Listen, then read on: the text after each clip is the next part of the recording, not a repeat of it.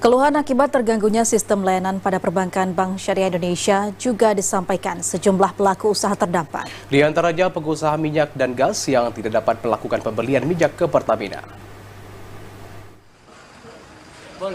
Keluhan menyusul ikut terganggunya sistem host-to-host atau sebuah layanan yang diluncurkan khusus bagi pengusaha minyak dan gas dalam melakukan penebusan semua jenis produk Pertamina, tak terkecuali bahan bakar minyak.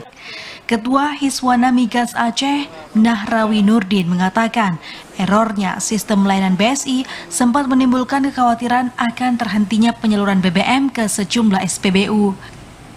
Ini karena layanan transaksi dalam penebusan tersebut hanya dapat dilakukan pengusaha migas di BSI. Berbeda dengan sebelum terbentuknya BSI, transaksi akan layanan host-to-host juga dapat dilakukan pengusaha di bank lainnya. Meski tak sampai berdampak pada kekosongan BBM di sejumlah SPBU, Nahrawi berharap gangguan ini menjadi pelajaran bagi pemerintah dalam mengambil sebuah kebijakan. Ini karena dampak yang ditimbulkan tidak saja dirasakan segelintir orang, namun juga bagi kemajuan Aceh. Host-to-host itu adalah sistem antara BSI dengan Pertamina. Semua ada produk Pertamina di situ. Nah, sistem itu trouble.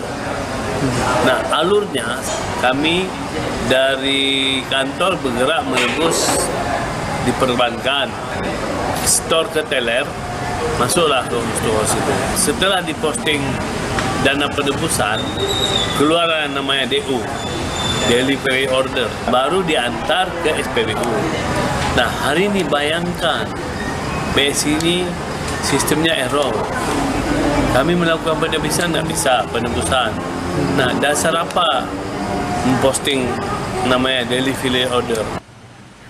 Nahrawi menambahkan pasca terganggunya sistem layanan dalam penebusan minyak, SPBU di Aceh masih mendapatkan penyaluran minyak dari Pertamina meski tidak dapat melakukan penebusan.